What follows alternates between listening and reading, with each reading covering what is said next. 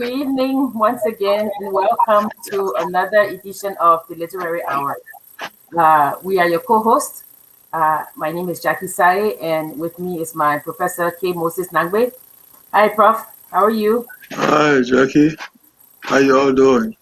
Glad to be around. So we thank you for joining us again to discuss. So this month we have a kickoff to independence, and we are talking about the settling of Liberia, of what is now Liberia. 2 weeks ago, we discussed the coming of the indigenous groups to Liberia. We also discussed what led to the mass migration of peoples to the Green Coast. Last week, we discussed the mass migration of the freed peoples, or as some people call them, American Liberians, and how they got to what is now the Green Coast, what was then the Green Coast. We've been discussing it because we want to culminate on July 26th or around then, so we can understand the history of how Liberia came to be. So today we coined today the landing and the settling, because they landed on the Green Coast, but then they had to settle. So we're going to discuss the different groups of people that settled in Liberia. We're going to discuss how they negotiated space and place. We're going to discuss the trials, the tribulations, the joys that they met on their way on settling. And Prof and I, we're going to, I guess, conclude today by discussing what all the different groups brought to the national conversation. So we ask you to join us on this journey again as we explore the landing and the settling of the peoples of Liberia. So welcome. So Prof, we are here again. Yes, it's always an exciting time to engage with you and engage with our people in TV land. You know, we've always said that unless you understand yourself, you cannot thoroughly understand others. Uh, it is at the heart of identity. It is at the heart of identity. And I'm glad you talk about where we are now, which is that of it's more like understanding the synthesizing of the various groups that have been able to occupy this place called Liberia.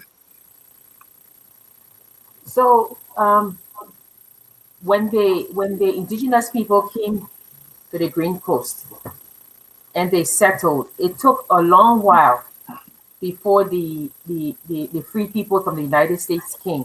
Yeah. And of course, they sent exploratory groups first. It didn't just come, right?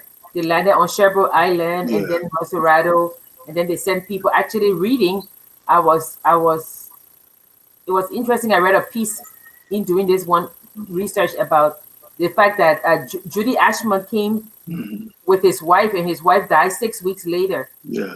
And you know, Prof, I think that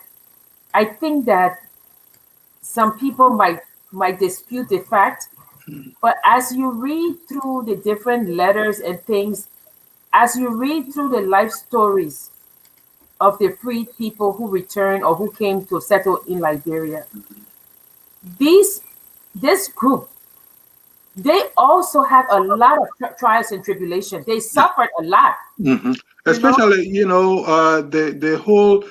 In fact, as you were saying, starting from Sherbrooke, because we know by now that it was a British experience. Yes. It was a British experience that kind of motivated the Americans Yeah. to decide to send free people to this part of Africa. And therefore, when the first group began coming, they passed through Sierra Leone. They wanted to settle at Sherbrooke, but the climatic conditions, the health, and all those forces really impacted their lives. Yeah. And that is how they began to ask the question of, is there any other place? Yeah. Can we go further? And so, as you were talking about, the exploratory team, came by way of the Cape. There's always this thing about, the indigenous people didn't want the African Americans coming obviously from America to. Yet there are stories to tell that there were some indigenous people, the crew and a few others, who kind of have ferried some of these people to the Cape. So And yes. and as they settled, there were lot of, I don't want to say negotiation. There was a lot of navigating the landscape because, of course, these were people. Both groups have come from different places. It was interesting. I was looking at the different wars that happened, and a lot of the wars that happened during that time. If you look at it, the wars they were not between the indigenous and the American Liberia. It was between the indigenous and the indigenous.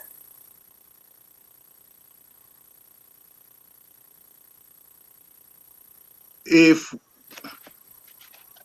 Yes, it just goes off by itself. Don't worry, Prof. Oh, is that okay? So yeah, initially, obviously, it became territorial. Yes. Yes. People were kind of squeezing. You were talking about negotiating, or jostling for space and time and all that kind of a thing. So actually, yes, there were those wars, both at the northern end and at the southern end and all that. And people, as I said, were jostling for space. That is what eventually others wanted to exploit, to say these people were fighting for the capturing of slaves to sell them. That's a myth. These people were jostling for space. Yeah. Right. And then, of course, as if to add insult to injury, then came in the midst the African Americans. All right. They too, by whatever means, there was this the acquisition and expansion of land. So all these things were, and if they could not get whatever, then the myth of, we want weapons to be able to subdue the indigenous people who are fighting because they want to capture each other's slaves, capture each other's people, and then sell them as slaves, which was actually at the lower end of the reality that was occurring at the time. Okay, so these two groups now, they're they're on the Green Coast. Yeah. Obviously they are looking at each other with suspicion. Yeah. And then there are a series of intertribal wars between the Bai, the Golas, and one that I found interesting was, is it called the Grondo War? This guy in Basako who wanted to fight the American Liberians. Yes. So you had all of these wars, right? But even before the wars, this group has landed, right? Now comes the act of settling, right? So I want us to discuss what is it about settling, because we know that before even the American Liberians came, the Dutch came, the Portuguese came, and all of those people came, but I mean they were just traders, and the Portuguese started to name like Grand Cess, River Cess, Kavala, but then the American Liberians they landed, and a lot of trials and tribulation, but they are there. There may be some who might have wanted to leave, but they say let's persevere. So they are in there. So now we have these two mix of people, right? I guess the conversation now is, do they go full speed ahead? Do they tread carefully? What is the nexus that they are coming to get together? And when I say that, I'm saying like, what kind of worldview, what kind of values and morals did they come with, the indigenous as well as the Americo-Liberians, to this new land, and how did it affect this new land? Okay, now we have to keep in mind that the American group came with this superiority complex. And you couldn't blame them, because while in America, they had been indoctrinated to believe that if it is from the West, it's got to be good. And if it is from Africa, it's got to be bad. Keep in mind that, for instance, Edward Wilmot Blyden, the British society that had been propagating the inferior nature of Africans. And so Blyden said, okay, well, you said it all. So the best thing is, please stay where you are and let African and Africans stay where they are. So that battle of who is better than the other was waging. And then with the coming of the African Americans, who came with that idea of being superior because they came from America, being superior, they came in, and all of a sudden there was an assumption of leadership. There was an assumption of leadership. Then came, as a result of that, came the birth of the modern nation state. We've got to keep in mind. We've got to keep in mind that the indigenous groups were cultural nations unto themselves. Prof? Yes. I disagree with you on one point. Okay, go ahead. Okay, we talked about when the indigenous, when they were coming to Green Coast. Yes. And we said those people that came by boat, right? They consider themselves superior just by the fact that they touched the water. They came by boat, right? Which people now? Teesside Gribble and the other Gribble. I'm reading history now. It may or may not be true, but there was something about being on the water that would kind of like automatically give you this thing. So if you're saying that, I'm saying the indigenous, I mean the Americo-Liberians, I read this group to come to Liberia, they ride on a boat, the ship. It took 40 days, 40. It took 40 days, right? So you would. There's one thing where the American Colonization Society said to them, "You're going to Christianize the savages." We know that. Yes. But then also now they're in leadership role, right? And I'm saying that I think that if the tables were turned, the indigenous people would have done the same, and the indigenous people also had a hierarchy within them by them going by the water. Don't you think so? But Jackie, I don't see the disagreement now.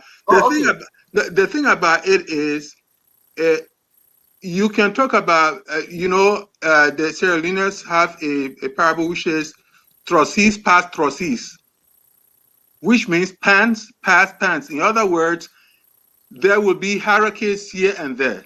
Okay. But the point that was being made is that because we are looking at the larger groups now and not groups within groups. Yes. So if we come to the part of groups within groups, of course we can talk about, because there will always be even in one group, the VAR, even in one group, the Pele, you will find some little thing, some little knowledge or skill will make one subgroup feel more important than the other subgroup.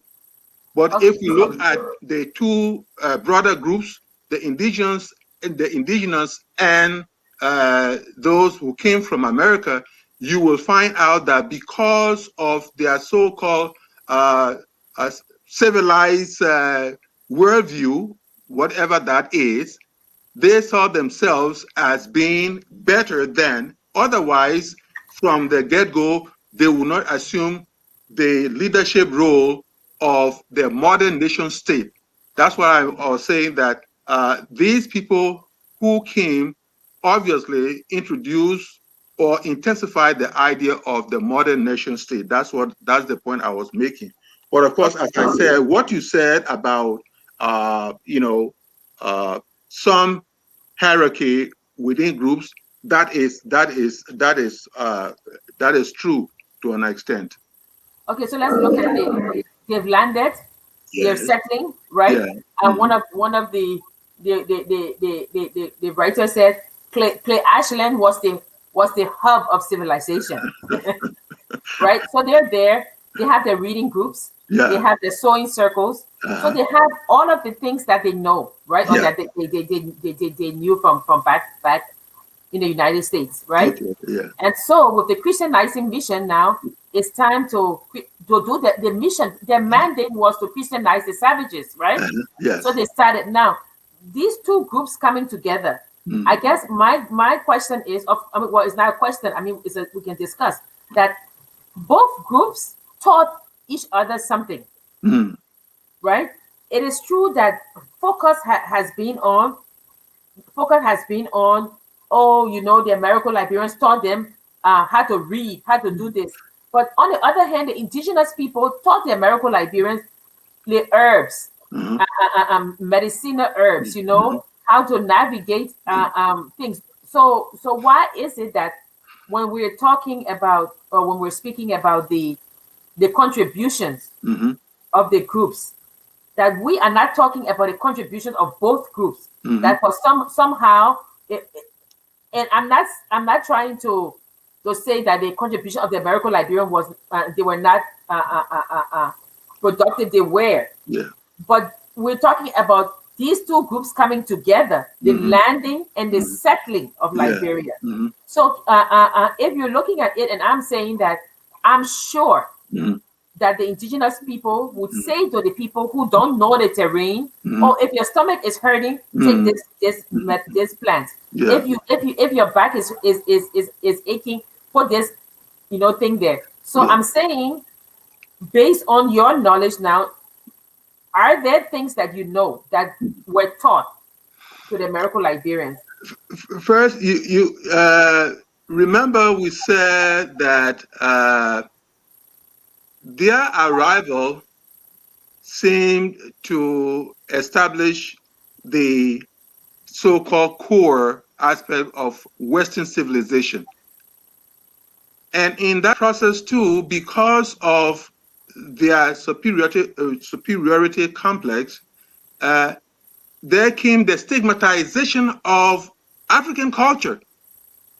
Okay. And so, since there was the stigmatization of African culture, it was like nothing good will come out of Africa. And so, to emphasize whatever lessons would have been to diminish the so-called sophistication that they came with. Remember, I will go back again to Edward Wilmot Blyden. He saw the community spirit. He saw the community spirit as that which the indigenous people kind of gave to the Liberian state. And unless people took interest in that, instead of being in this whole idea of individualism, then Liberia will not make progress. So the question of what our people added onto, of course, the indigenous people added onto, it was more of taking interest in the community. But of course, there is a caveat, because actually those from America had some level of community spirit as well. Yes. Yes, because if they didn't have a sense of community spirit, the agitation and all those things that they waged in America before coming to Africa would not have been sustained. So yes, in the area of health, this herbal treatment or alternative medicine was there. But even so, as I was saying, even so, you could not take that from those who came from America. Yeah, so things like trial by ordeal, right? Yeah. We have the Sassewood. Yes. That's indigenous. That's Yes. something good. You know, we have the Palava hut. Yes. Right? That's something good. Yes. You know, where you have a parallel legal system. Yes. You know, so that's something good. Yes. And I would say that another thing that they learn, perhaps besides medicinal things, is there's a war. I've forgotten the war, and the indigenous people were warring, and I am going to find that, and we can discuss it next week. Yeah. But they were fighting war with the Americo-Liberian, and they captured 5 of the children, right? And then they let 2 go, and the other 3 that were there, they gave them to the women in the village to take care of them, right? Yeah. And then the women sent an emissary to the Americo-Liberian to say, what kind of food do they eat? Okay. You know, what should we do? And I found that very interesting, that these kids were not held as hostages or war trophies, you know, that they were children and maybe they were going to be released. I think they were, but that within the war itself, there were codes of conduct. Yeah. That these people recognize and say, okay, we have your children, but we are going to treat them as children, as humanely as possible. As humanely as possible, you know. So when you come to the thing about Christianizing the savages, here is a group that's really, you know, is looking out for these children, although they are fighting their fathers and their mothers, you know. So I think that if we are to discuss it about the landing and the settling, I think we are supposed to talk about the contribution of both groups. You know, too many times we focus on one group and not the other. So as they are settling, Prof, then we have another group coming in, right? Which is the recaptured slaves. The relieved Africans, because actually, yes, they were not slaves. That's why I said the recaptured people. Yeah, yes. Yeah. So if Dennis can put the I think the 3rd slide. I mean, I can read it. I think I can read it. Okay. Yeah. So it says Clay Ashland marks the progress of civilization in the forest, and Harper stretches along the tree hills of Palmas, and by many a stream and town besides. Within the last few years, we have actually been dependent upon Liberia for the ability to fulfill our treaties with reference to the slave trade. For had Liberia refused, as she might have done, to receive the more than 4,000 recaptured slaves who in that time have been landed on her shores, what would have become of them? North and South here alike unwilling to take charge of them, a crowd of naked savages, they must have been thrown upon the coast, remote from their respective tribes, to become again the victims of the nefarious traffic from which they have just been rescued. In lieu of this, Liberia received them and distributed them among her Christian homes, where, from the last accounts, they are fast becoming qualified to have homes of their own. So these are so 4,000, right, Prof? There are 4,000 recaptured slaves, recaptured people who landed on Liberia's coast. Yeah. And one thing that is very significant, Prof, is this place of this little land we call Liberia that is so welcoming. Yeah. You know, it's like a home of the world. You know, you bring them and we will accept them. It's almost like, I don't know. I mean, the love of liberty brought us here. It's true. All united us here. United us here. We are one or something, but it's true. So they brought these recaptured people, which are 4,000. They say. So it's 4,000. So these people were taken maybe from the Congo, and now they cannot go back, right? Yes. And they have a foreign culture, but they put them smack dab. Liberia welcomes them, and then American Liberians take them in, right? And are acculturating them to the culture per se. Yes. Right. So that's the third group. So now we have three groups. Yeah. Yes. Okay. So again, the point of absorbing them, you see, the point of absorbing them should not be lost on all of us. We said that of the second group, which was the American group, they in jostling for space, they made sure that any other group that was coming could be absorbed by them, acculturated by them, in a sense assimilated by them. So in that process, what will happen? What will happen is that, well, he who pays the piper does what? Determines the music. Yeah. So that kind of clever way of absorbing and increasing your size of the population became one of interest in the process. Yes. Okay. Yeah. And then of course, as migration slowed from the United States, people look somewhere else for more people to come and settle, right? The West Indies, Barbados, right? And if Dennis can show the second slide, the second slide is that Warner, and he's saying to the descendants of Africa throughout the West Indian Islands, whereas by an act of legislature of the Republic of Liberia, February 16, 1864, entitled An Act Authorizing the President to Adopt Measures to Encourage Immigration to Liberia from the West Indian Islands. The President is authorized to enter into arrangements to increase the population of Liberia by renewing the invitation extended in 1862 to persons of African descent in West Indian Islands to come and settle in Liberia, and by aiding worthy and industrious persons in the same islands to emigrate.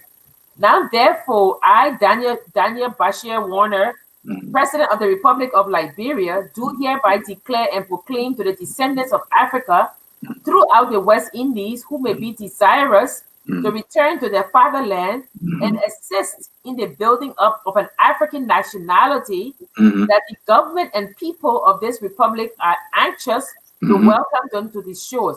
A grant of 25 acres of fresh, fertile land will be made by the government to each family, and 10 acres to each individual. Persons of all classes and pursuits are invited. Mechanics and merchants, school teachers, physicians, ministers, farmers, laborers, etc., etc. The demand in this new and growing country for persons skilled in all the professions and in every branch of industry is unlimited. Yeah.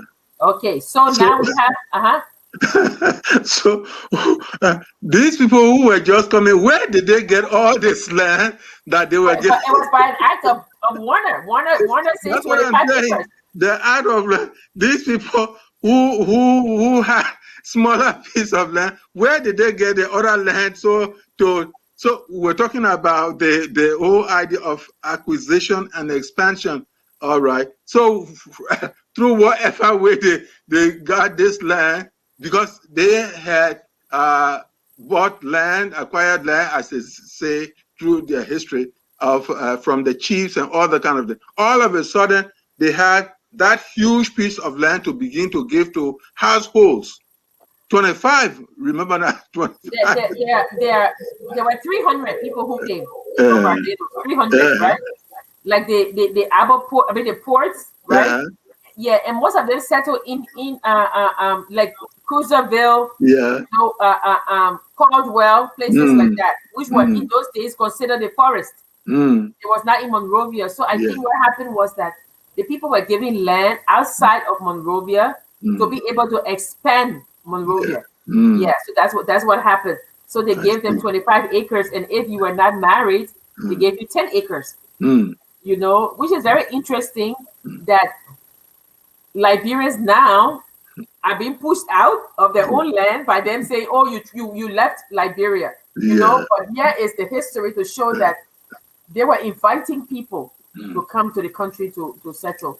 And mind you now, this Liberia that was giving out the land of what have you, it kind of precluded the indigenous people, Yes, spaces, because they places didn't of the get the right indigenous to people. vote. Yeah. Uh-huh. You know, so when in 1864, Warner is saying that it is not paying deference to the indigenous peoples. No, it will take another 100 years or so Yeah. before what is his name, before Arthur Barclay Yeah. would begin to talk about, well, you know, there was a crunch time now. There was, in fact, we have to keep in mind that throughout much of the early history of Liberia minus the indigenous people, there was economic difficulties. And so it got to a point where the need for taxes and all that kind of a thing came into the picture. And Arthur Barclay thought, well, why are we wasting time? Why can't we bring these people on board? Perhaps bringing them on board and taxing them, hard taxes and all those kind of things should be able to increase, the volume of our coffers and what have you. So yes, such strategies and all that led to the so-called naturalization of the indigenous people. And don't forget, well, that was really after independence. But even for the settling, Mhm. you had like we're talking about the intertribal wars, and you had the Grebo people really fighting the Maryland army. You know, I think 1856, and they Well, did. the Maryland group settled in 1832, Yeah, 1834, and then by 1850, by 1854, they declared independence as yeah, the Maryland state in Africa. And well, 3 years later, they were glad to fold up because the the Grebo Confederacy, both from the inland and the coastal, they bonded and were able to kind of sack them, if you would say. So yeah. then, what is his name? Um uh, what is Roberts? Roberts. Joseph Jiggy Roberts. Yes, Yeah, Rob, if, with gunboat, it's called yeah. gunboat diplomacy. Went I in think there, President Benson Benson. sent him because Roberts was good. He kind of settled the Sino War. You Yes, know, but so he also Benson said, played a part in the Maryland yeah, thing. yeah. He said, since you're so good, you go to Maryland, go do your thing there. And then he went. But then, of course, they became part. So, I mean, this is all to show the settling of Mhm. Liberia. Is what we're talking about. That It was America, all of these were not without their contentions. That's what we have to keep in mind. and one of the things that was very interesting Mm. was the role of England, of Britain. Yeah. Britain has not been a friend to Liberia. You know, sometimes I wonder when these people are saying, oh, I'm like, do you really know history? I mean, I was shocked to learn that when the Liberian president, I think it was Joseph J.K. Roberts, when he went Mm. to England, He said to stop, in order to stop the, what is it called? To stop the slave trade. Mm-hmm. He raised money. Always that line to stop slave trade, as if actually it was the core of what was happening in the country. But he raised money, and Liberia, I don't know if a lot of people know this. Listen, audience, I know we're not many, but Liberia bought the Galinas Island. We owned it, and Britain took it back. I mean, not took it back. Britain stole it from us. Forcibly took Galinas Island from us.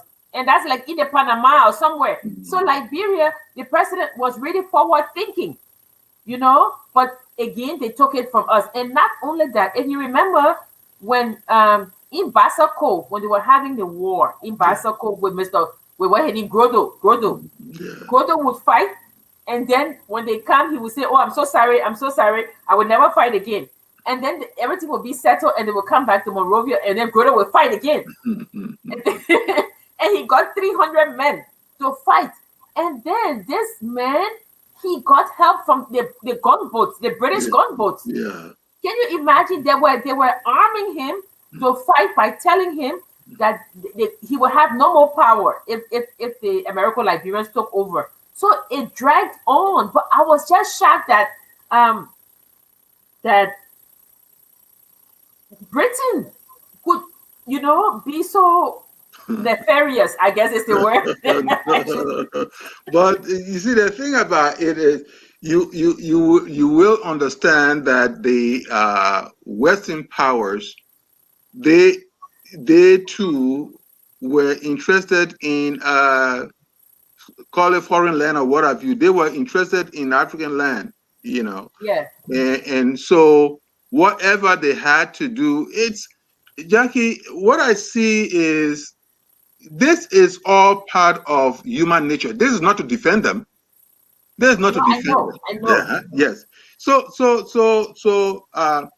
once they took interest in the land of Africa, you know, they wanted to ensure that they will continue to have a foothold.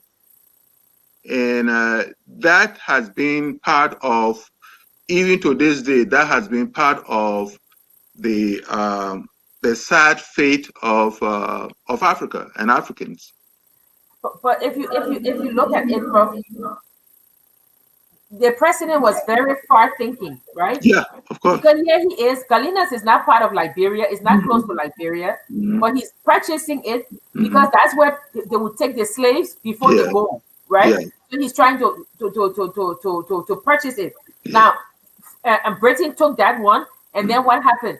France took our land and annexed it to Guinea after they said that they wouldn't. So it's almost like this little country was beset on so many sides. You know?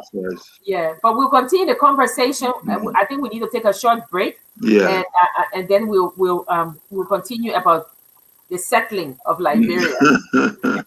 At Focus on Liberia, we discuss everything Liberia, from education to politics, arts and culture, entertainment, agriculture, history, religion, family, and technology. Focus on Liberia uncovers and showcases the best of Liberia and shows the world the truth about Liberia. We educate, elevate, and promote all things Liberia. We conduct interviews, panel discussions, debates, and more. Tune in to Focus on Liberia on Facebook and YouTube and be a part of the stories that make up the news. This is Focus on Liberia, and I am Dennis Jah. Just let me throw in one. Is it the feistiness of this little country called Liberia? Is that why it is shaped like a gun? if you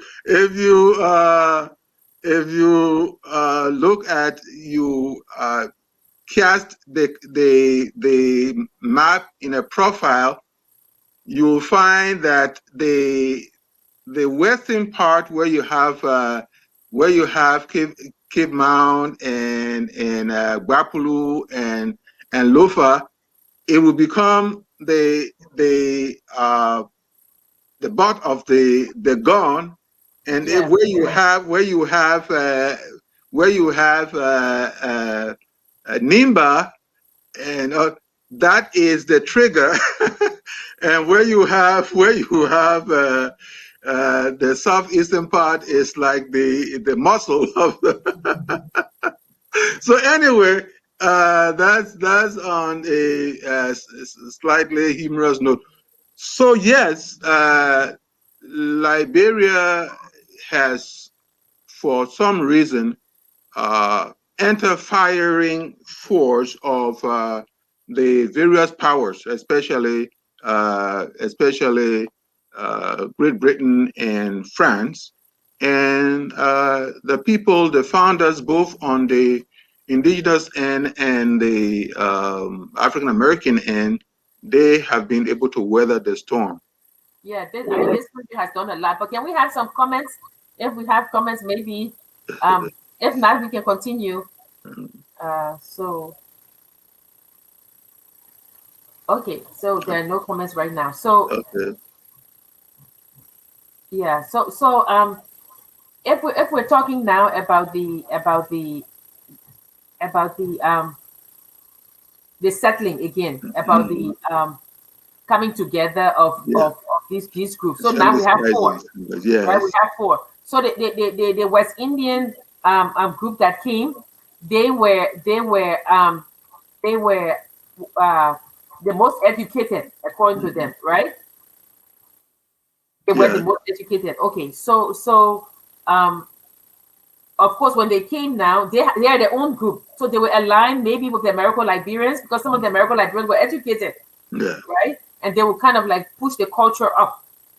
So then we have the recapture people, which was kind of interesting that they wouldn't be with the indigenous people. But then there were so many indigenous tribes, you know, so the Americo-Liberian, of course, at the time, it was the government that accepted them. Yeah. So of course, so the government gave them to the Christian household. Yeah. So do we have comments? I think we do have comments. If we can answer some questions, because I know that sometimes people say we don't address the question. Is how would they say that? Maybe if the comments come, we do address them. Okay, so I don't know what happened to Dennis because Dennis is not putting the questions up. Okay, hello, friend. Oh, that's says Francis. Hi, says Francis. Thank you again. Your hat is a great deed of assumption, Prof. As the Prof. What is that now? I think maybe she says you are assuming, I think, something, but we don't know what. Assuming what now? We'll see the next. So No. I think the only okay. So Gible says he's watching. Thanks for the show, always informative. I'm watching you, Mom. Great job learning more about history. Oh, Edwin! Hi, Edwin. Edwin is my brother. Nothing is more erroneous than the assumption of knowledge one cannot possibly have. For example, the statement, quote, "You think you are better than me," unquote. How the dickens would you know what I think? We need to stop that. Today's biggest problem. Okay. Well, is that what she means by people having assumptions? Yeah. Next.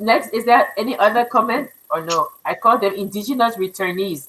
That's a very interesting take on that. Indigenous returnees. Yes, I think so.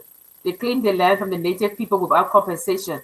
Yeah, Jimmy Eastman, I think that was because the indigenous people did not get the right to vote until 100 years after independence, and only citizens could own land.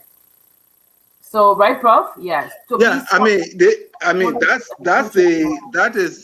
that is the policy they created. Again, this is one of making sure that the power, the agency, remain with them, so that you had to have property before you voted. Something that it actually took from America. Yeah, I mean, to be so ownership about country in Liberia is still harming Liberia's progress, even from the foundation. Liberia up now, even among the natives as well. Okay, he's talking about, Liberia should have. This is a great session. Darius says a great session. Thank you, Darius. Why did I mention the dominance of the Gola these days? Okay, we talked about the Gola. We said that, they're trying to colonize Liberia. Definitely, we said the Gola were the first group to reach Liberia. The Gola and the Kisi. We talked about them last week, 2 weeks ago, when we're talking about the settling, the mass migration. We talked about that. Britain sent gunboats to annex the Galinas territory. Yes.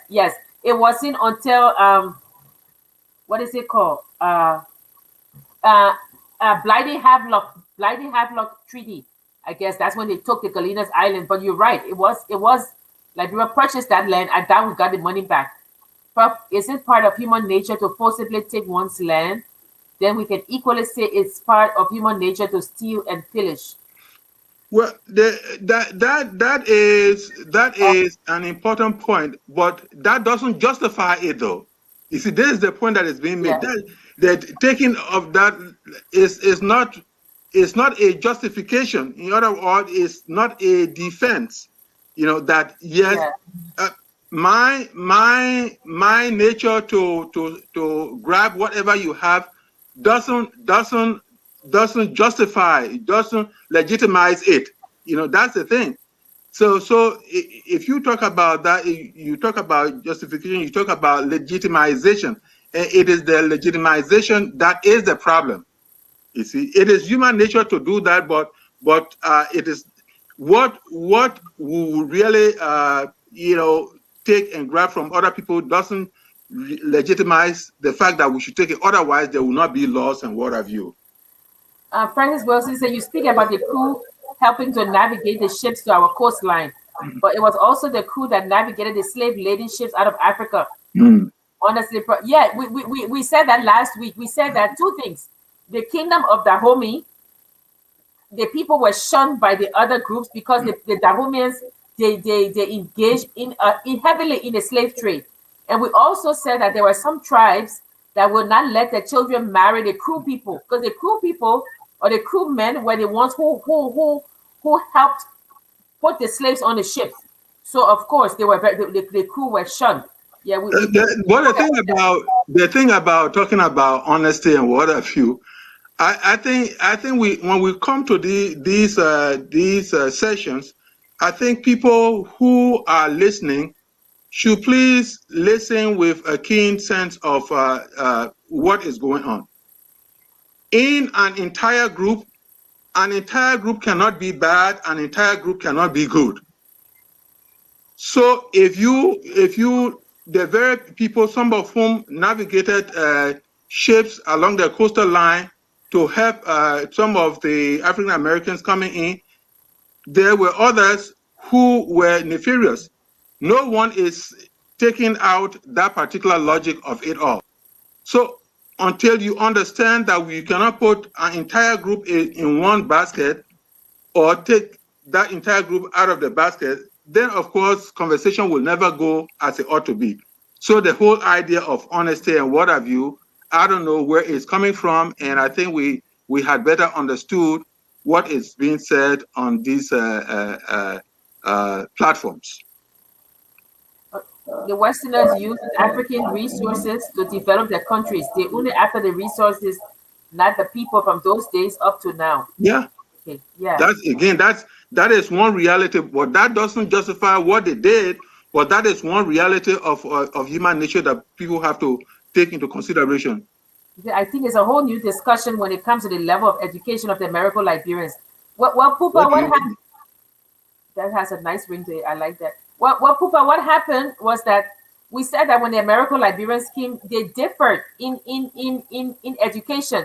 There were some who had been freed and they could read and write, and those came. There were some who were skilled, mechanics and things like that, seamstresses, and then there were those who couldn't read and write because they were released on a condition that they leave the United States, and so that those groups, they just came to Liberia with skills or whatever they were doing on the slave plantations. They were the ones that were not educated, whereas the people from the Barbados, from West Indies, They were very educated because they had been free for a very long time, and they were very educated, like the Blyden's, the Ports, you know. The Barclays. The Barclays. So we're talking about different groups that are settling now. The discussion is just about navigating this space called Liberia. You know, with all the challenges, the wars, the superpowers beating down on them, and this little country struggling for survival. And so what we're trying to do is to say, let's look at these groups. Let's look at how they came to Liberia. Let's look at the challenges facing this little nation, and then we will gradually walk our way up to independence, and then we will go from there. So we are moving towards July 26th. So we know the history of Liberia. We're trying to learn more. We know that there's good and bad on every side. We know that a lot of people died. You know, what people don't talk about also is that, of course, a lot of people died when they were migrating from the disintegration of the empires.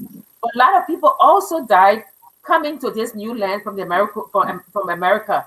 The malaria killed a lot of them. Their wives died. Their children died. If you look at the letters, dysentery and all that, if you look at the diaries, that they will write their masters and say, "I've lost my wife. I've lost my son, my children." So what we're trying to say is that there were heartbreak on every side. You know, there were triumphs on every side. So I guess the question then is, why are we not talking about all of these things as the mixture of what is making us Liberians? And that's what we want to talk about. And now if you look at it, as we go on, one of the other groups, we have 4 groups, but at the end, you see that there is another group, right? Diasporic Liberians. So there's this mix that's coming now, made up of all of these, right? So you have the recaptured slaves, you have the Americo-Liberians, you have the indigenous people, and you have the West Indians who have left Liberia because of the war and now are returning. So Liberia now is a land of people looking for freedom, a land of migration, a land of exile, and a land of return. You know, so all of these make up who we are, and that's what we are saying, that the discussion is about how did we come to be? How did our ancestors navigate this land? What were the terms of navigation? Because we don't want to say negotiation. So what are the terms of navigation? And were all of these methods successful? Did some of them fail? What were the stumbling blocks that were put in front of our ancestors that made them stumble? Some of them made them fall. You know, but they always got up. And that's what we're trying to do. What we're trying to do is to say, this little piece of land that have been soaked in blood and toil has also been soaked in happiness. You know, so we are a determined people. You know, so what we're trying to do is, in our little way, whether we have one viewer, as Prof likes to remind me when I say we have nobody, whether we have one viewer, and now I've come to Prof's side, or we have 5, or we have none. What we're trying to say is that somebody will watch the show and say, you know what? This little country, I'm very proud to be a Liberian, because this little country has been very determined. It has fought Germany. It has fought England. It has fought France. It fought the United States. You know, it fought its neighbors. And it has triumphed. There is a Liberia, you know, and that's why when we say to you, please send in your essay, what does Liberia mean to me? We know that individually, there have been heartache with Liberia. Individually, you have fallen because of Liberia. But there must have been time you've gotten up. You know, you are where you are now because of this little nation, you know, and so we are here to celebrate Liberia. We are here to talk about the groups. We are here to explain things that maybe you didn't know. I didn't know about the Galenas Island. I was like, what? And I'm sure Professor Sheduri taught me, but maybe I've forgotten. Yeah. I was shocked, you know. That's an important part of the history, and in any major Liberian history course, that would have been Yeah, taught. I'm sure Professor Shaduri will be shocked. Yes. Don't let him hear that. But remember that this platform is we talk about the literary hour, and we should not forget that beneath the history is literature, and actually literature is the shadow of history. See, literature is the shadow of history. So how did we get this far? We talked about the orality, the orature, griots telling the stories and what have you. And then when you come to the 1800s, you read diaries, you read journals. Benjamin J.K. Anderson. Yeah, Benjamin J.K. Anderson, all right. His trip to Masadu. And because he was instrumental in helping the enclave called Liberia reach out to the northern edge of what will eventually become Liberia. So the reports and all those things have been documented enough so that we get a little more expanded knowledge about the origins of a place called Liberia and what it is today. Yeah. So keep your questions coming, keep your comments coming. I know that they are making the is it Cape Monserrato? They are making the island, right, Prof? What is it? Aren't they making it a historical site? Because when they is that what they're doing now? Well, when they came, remember we were saying that when the first group came, they were only 88, and they were on Chevron Island in. Oh no! When I posed that question, I thought the present administration was trying to do a lot more work on the island to yes, a historical site, yeah, to make it a historical site. Talbot did well with that, even though it didn't go all that far. But it would be a very good thing for one administration to really make that island a very important historical site by virtue of the programs that will be held there, by virtue of the infrastructure of the place there to make it. Thank God we have Talbot, Tucker Bridge. Thank God we have Tucker Bridge over it, and so there might be a way of getting there. And I understand some time ago one major cotton tree fell. There had been two cotton trees over there, and one fell, and someone said that I think the male or the female fell, whatever it was. Yeah. I mean, I don't think it's called Gabriel Tucker Bridge again. Is it? I don't know. Is it not? No, I said I don't know. Maybe. Yeah, well, they talk about old bridge and new bridge, but most people, especially from the Talbot days, except they try as much as possible to rename everything. I just find it amazing that bridge was I think a two-lane bridge. Yeah. And then they rebuild it as a two-lane bridge. Why would you do that? Why would you not make it 4 lanes? You know? No, you talk about old bridge? The bridge from Claratown coming to Monrovia. Yeah, the old bridge which runs through Waterside. No, that's not the one I'm talking about. I'm talking about the other one that goes across the island. Yeah. What happened to it? Why would they not make it wider? Why would they make it the same 2 lanes? But did they remodel it? And it's been two lanes. Well, it was bombed, right? It was bombed. It was bombed. When was that? During the war, it was bombed, and then they rebuilt it, right? If they rebuilt it, why would sure? No, where, Jackie?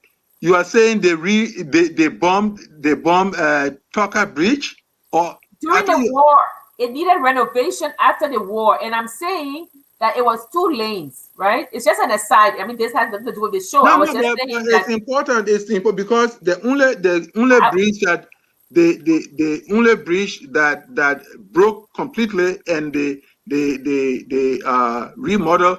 That was the Waterside Bridge, which is the old bridge. The Tucker Bridge, yes, but the Tucker Bridge was whatever, it was renovated. And I'm just saying that if you're renovating the bridge, you should have made it 4 lanes, because given the population, because when you get to Claratown, all of the cars go like this. It takes a very long time to cross the bridge. But Okay. with the island, Prof, with the island, I think that they have a museum on Broad Street, right? By telecommunications, there's a museum, and I think that they could do so much more with that island instead of just making it like a football field, because if that's the place the first settlers landed, while they were awaiting some kind of agreement or welcome by the indigenous people, that should be really a historic site. I think that the government should petition UNESCO to designate it a historic site, like Amina Castle, Goree Island, and if it's a historic site, it would be qualified for money, for funding to fix things on the island. I think so. Yeah. I know that there was some negotiation that was initiated. There was this Liberian ambassador to South Africa, and when she was sent to Washington, I understand negotiations were beginning. I don't know where that other project landed, but Dr. Dawn was also part of that The history project. that feasibility study team. I don't know. So do we have more comments? I think we have some new comments. Okay. So let's see. Not only Liberia, they were wanted to settle in, they were rejected in Freetown. Is it that true? But we talk about that, isn't it? Yeah, we said that Nehemiah. We said that they went to Chevron Island first, Chevron, but they got very sick because of the dysentery and the malaria. Yeah. And then they came down to Maserado. Yes. So yes. Precisely. That is why I said we should be impartial. I came on the tail end of last week's discussion. You are correct about the level of education or lack thereof of the persons coming from America. It is time for us to talk to each other and get all sides of the tale. I agree with you, Sis Francis. We should talk. Mine is, as we discuss or know all of these things that are holding us back, what should we do to change the narrative of a new Liberia? And that's what we're doing, Vincent. We're talking about the history, and then when people know, and when we start to discuss way forward, at least they know. But we cannot discuss way forward if we don't talk about the past. Yeah. Pupa said recently the government signed an agreement with the American Embassy to preserve Providence Island. Okay, good. Augusta said not true, sister. Okay, maybe I think he's talking about the bridge, maybe. The old bridge broke down. Okay. Yeah. But okay, so the bridge broke down. But what I'm saying is that even if they renovated the bridge, I'm saying that they should have made it wider. That's all. But thank you for saying that. Okay, he says for the development of Liberia's. Oh, good. Then that's very good. If they're going to develop Liberia's historic Providence Island. What I was saying, it's long overdue, really. I was just saying that it should be a historic site. So if they have petitioned for UNESCO as a historic site, then that's very good. And thank you for that. But that's what we're saying, that it should be a historic site. Yeah. So those are all the comments for now. And we know that I think we've had a productive conversation, right, Prof? A very productive discussion. Always. No, are you agreeing with me, or you're not agreeing with me? Well, but the thing about conversation is very much important, Jackie. Conversation is very much important. Which aspect someone takes interest in, which aspect someone does not take interest in, does not take away from conversation. It's like reading a book. It's not all parts of a book. Of course, in very rare circumstances, you will agree with everything that a book has to offer. But in most instances, probably it's just one phrase, probably it's just one word, probably it's just one paragraph that appeals to you, and every now and then you want to quote. That is the thing about conversation. So indeed, what we are doing in here, probably like Abraham Lincoln would say, the word will little note what we say here, and that sort of a thing. But in the broad context, we, I'm sure, are awakening something in well-meaning Liberians. We are awakening something in alert Liberians to every now and then reflect on some of these things. That Liberia did not come into being through smooth sailing.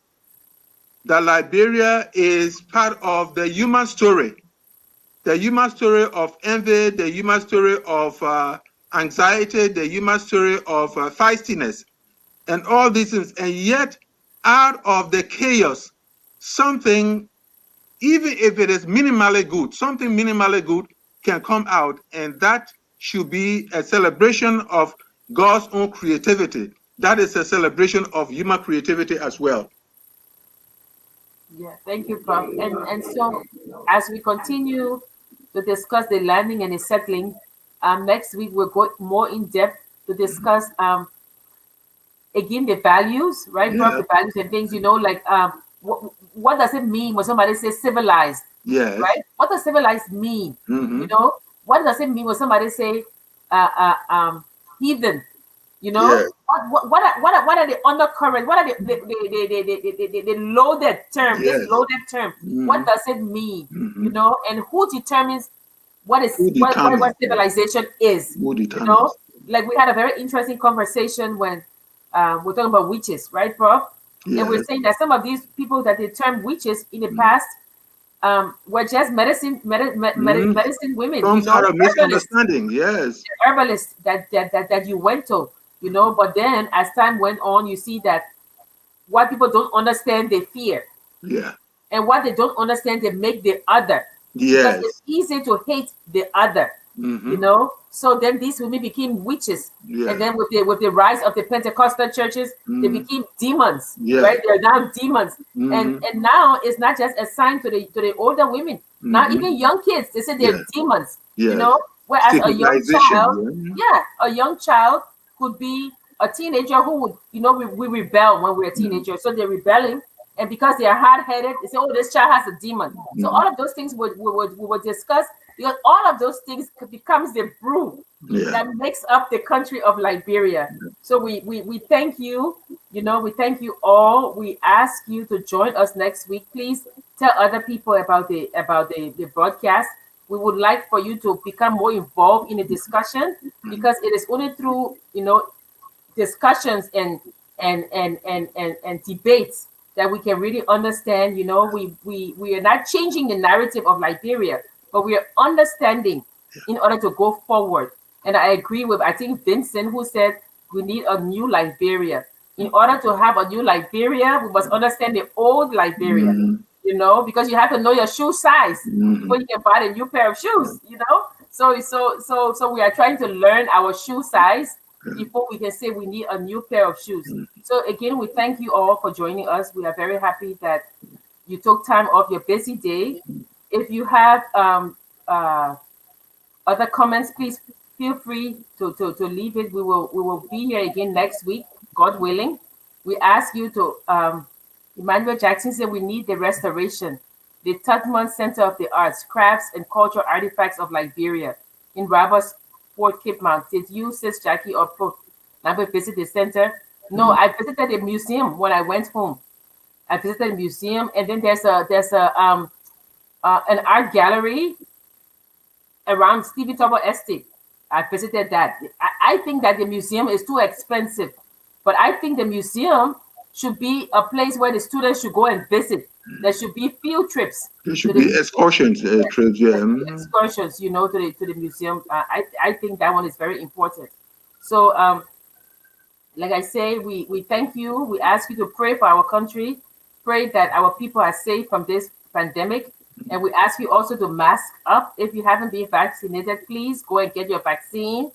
Keep Liberia in prayers, but call your relatives, friends, loved ones, and encourage them to take the vaccine.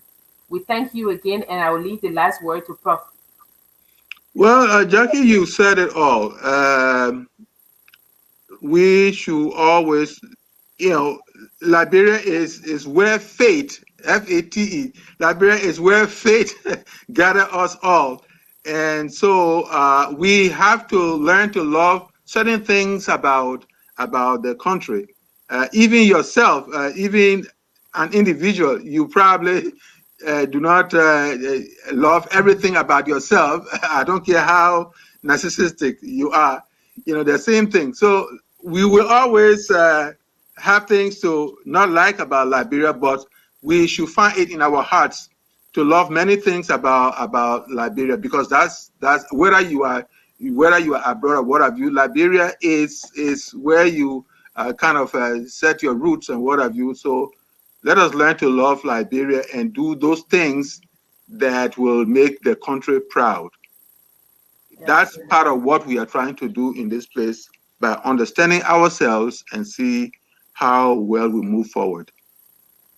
And we'll leave you with the words of Gwendolyn Brooks, who says, "We are each other's harvest. Okay. We are each other's business. Okay. We are each other's bond, and we are each other's magnitude." So we thank you, and have a nice weekend. Happy July 4th. Yeah, in thank America. You. We are Liberia. Liberia is our home. Liberia people.